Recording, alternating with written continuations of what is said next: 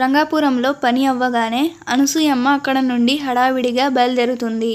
ఎలాగైనా సరే రిషితో మాట్లాడడానికి. ఇక్కడ రిషి ఇంట్లో శృతి రిషి కోసం ఎదురు చూస్తూ ఉంటుంది. ఇంతలో రిషి ఆఫీస్ నుండి ఇంటికి రాగానే శృతి రిషితో, రిషి నేను మీతో మాట్లాడాలి అని అంటుంది. రిషి ఆఫీస్ వర్క్తో టైర్డ్ అయిపోవడం వల్ల శృతి మాటలు ఏం పట్టించుకోకుండా తన రూమ్కి వెళ్ళిపోతాడు. శృతి కూడా రిషి వెనకాలే వెళ్తుంది. రిషి శృతిని చూసి, ఏంటి నీ ప్రాబ్లం, ఏం మాట్లాడాలి అని అంటాడు. అప్పుడు శృతి, రిషి నీకేదైనా కోపం ఉంటే అది నా మీద చూపించాలి, అంతేగాని మధ్యలో మా పిన్ని ఏం చేసింది, అట్లీస్ట్ ఆవిడ వయసు కన్నా రెస్పెక్ట్ ఇవ్వాలిగా అంటూ కొంచెం బాధ నిండిన గొంతుతో గట్టిగా అడుగుతుంది. రిషి చిన్న స్మైల్ ఇచ్చి, వయసుకు రెస్పెక్ట్ ఇచ్చాను కనుకే ఆ మాత్రం మాట్లాడాను, లేదంటే ఇంకోలా మాట్లాడేవాడిని అని అంటాడు. ఆ మాటలకి శృతి కోపంతో, ఏం మాట్లాడుతున్నావు రిషి నువ్వు, అసలు ఏం జరిగిందో తెలుసుకొని మాట్లాడు, అంతేకాని నీ అంతకు నువ్వే ఊహించుకొని అని అంటుంటే రిషి తనని మధ్యలోనే ఆపేసి, ఎక్స్క్యూజ్ మీ, నేనంతకు నేను ఊహించుకోనా, నేను నీకు ఫోన్ చేసింది నిజం కాదా, నా మాటలు విని మీ పిన్నికి చెప్పడం నిజం కాదా, నేను నీతో మాట్లాడడానికి వస్తే మీ బంధువులతో నువ్వు అడ్డగించింది నిజం కాదా, ఇవన్నీ నేనే ఊహించుకున్నానా, నిజంగా మీ పిన్నికి పెద్దరికం అనేది ఉంటే నువ్వు చెప్పినప్పుడే ఈ పెళ్ళి ఆపించుండేది, ఇలా నీకు సపోర్ట్ చేసేది కాదు, గాట్ ఇట్ అని అరుస్తూ వాష్రూమ్కి వెళ్తాడు. శృతి, ఏం మాట్లాడుతున్నాడు ఇతను, ఏవేవో చెప్తున్నాడు, నాకు మాట్లాడే ఛాన్స్ కూడా ఇవ్వకుండా, ఈరోజు ఎలాగైనా సరే మాట్లాడి తీరుతా అంటూ అక్కడే వెయిట్ చేస్తుంది. ఇంతలో అనసూయమ్మ ఇంటికొచ్చి శృతిని పిలుస్తుంది. అనసూయమ్మ గొంతు విని శృతి కిందకు వస్తుంది. అమ్మమ్మగారు ఎప్పుడొచ్చారు అంటూ. అనసూయమ్మ, ఇప్పుడే వచ్చాను, రిషి ఆఫీస్ నుండి వచ్చాడా, ఒకసారి వాడిని నా రూమ్కి రమ్మన్నమ్మా, వాడితో మాట్లాడాలి అని అంటుండగానే రితి ఇంట్లోకి వస్తూ రిషి రిషి అని గట్టిగా అరుస్తూ లోపలికి వస్తుంది. రితి అరపులతో భయపడిన శృతి అనసూయమ్మ ఏం జరిగిందో అని బయటకు వస్తారు. ఎందుకే, ఏం కొంపలు మునిగాయని అలా అరుస్తున్నావు అని అనసూయమ్మ అడుగుతుంది. నా తమ్ముడి కొంప మునిగింది, నువ్వే అంతా చేశావు అంటూ కోపంగా సమాధానం ఇస్తుంది రితి. ఇంతలో రిషి పైనుంచి దిగుతూ, ఏంటి అక్క, వాట్ హ్యాపెన్ అంటూ కిందికి వస్తాడు. రితి, ఇంకేం జరగాలి, అంతా జరిగింది, ఈ మహాతల్లి వల్ల నీ జీవితమే నాశనం అయ్యింది అంటూ అనసూయమ్మ వైపు చూపిస్తుంది.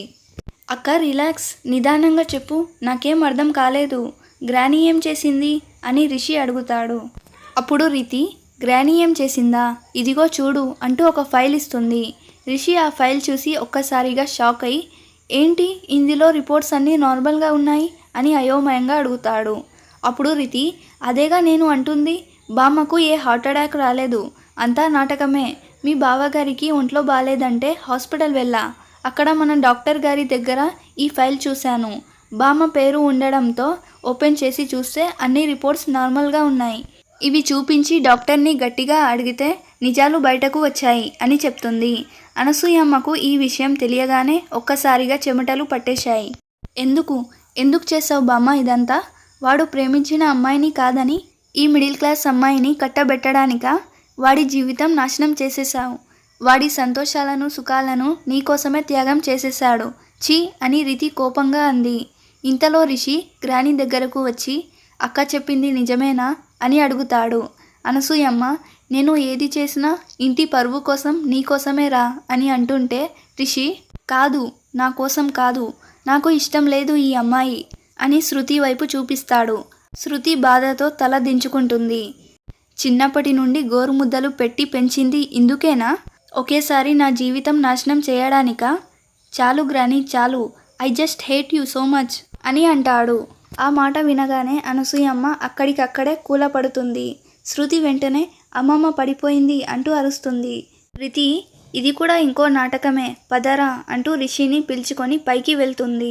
రిషి కూడా బామ్మ నాటకం ఆడుతుందని అనుకుంటూ పట్టించుకోకుండా వెళ్తాడు. శృతికి మాత్రం భయంతో ఏం చేయాలో తెలియడం లేదు. అమ్మమ్మ అంటూ అరుస్తూ రాణి అక్కను పిలుస్తుంది. రాణి అక్క డ్రైవర్ సహాయంతో అనసూయమ్మని హాస్పిటల్కి తీసుకెళ్తుంది. డాక్టర్ చెక్ చేసి బీపీ డౌన్ అయింది, షుగర్ లెవెల్స్ పడిపోయాయి, ఇంజెక్షన్ ఇచ్చాను కాబట్టి సరిపోయింది, అయినా సరే హార్ట్ అటాక్ వచ్చే అవకాశాలు ఉన్నాయి, మీరు ఆవిడను జాగ్రత్తగా చూసుకోవాలి అని అంటారు. తర్వాత శృతి అనసూయమ్మని ఇంటికి తీసుకెళ్తుంది. కొద్దిసేపటి తర్వాత అనసూయమ్మకు వేడివేడి సూప్ తెస్తుంది శృతి.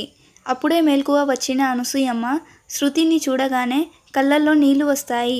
శృతి కూడా అనసూయమ్మ అలా చూడగానే ఏం మాట్లాడలేకపోతుంది. అప్పుడు అనసూయమ్మ, శృతి, నన్ను చాలా ప్రశ్నలు అడగాలని ఉంది కదమ్మా, ఆ విషయం నీ మౌనమే చెప్తుంది అంటూ ఎందుకు ఈ పెళ్లి చేయాల్సి వచ్చిందో జరిగింది అంతా చెప్పి, నన్ను క్షమించు తల్లి, వాడు నా మీద ప్రేమతో అన్నా నిన్ను స్వీకరిస్తాడు అనుకున్నా కానీ అని అంటుంటే శృతి, ఇప్పుడు ఇవన్నీ ఆలోచించకండి అమ్మమ్మ, టాబ్లెట్స్ వేసుకొని పడుకోండి అని టాబ్లెట్స్ ఇచ్చి అనసూయమ్మ నిద్రపోయే వరకు అక్కడే ఉంటూ ఆలోచిస్తూ ఉంది.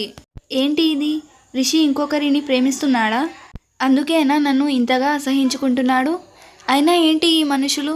అమ్మమ్మ చిన్నప్పటి నుంచి ఎంతగా పెంచుంటుంది వీళ్ళను.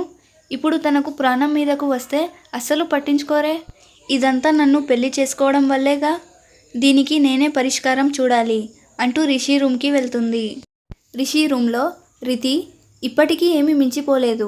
నువ్వు తనకు డైవర్స్ ఇచ్చేయి.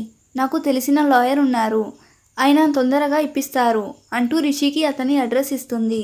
రిషి ఏం మాట్లాడాడు, సైలెంట్గా ఉంటాడు. ఇంతలో శృతి వచ్చి, రిషి, నేను మీతో పర్సనల్గా మాట్లాడాలి అని అంటుంది. రిషి రితి వైపు చూస్తూ బయటకు పొమ్మంటూ సైగ చేస్తాడు. రితి వెళ్ళిపోతుంది. అప్పుడు శృతి, రిషి, మీకు నా మీద కోపం ఉంది అని నాకు తెలుసు. దీనిలో నా తప్పు ఏం లేదని నేను చెప్పినా మీరు నమ్మే పరిస్థితిలో లేరు. పెళ్ళి అనేది రెండు మనసులకు సంబంధించింది. కానీ బలవంతంగా జరిగిన పెళ్ళే కాదు. మన పెళ్ళికి అర్థమే లేదు.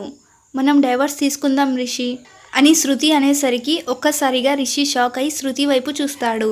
రేపే లాయర్ని కలుద్దాం అంటూ శృతి వెళ్ళిపోతుంది.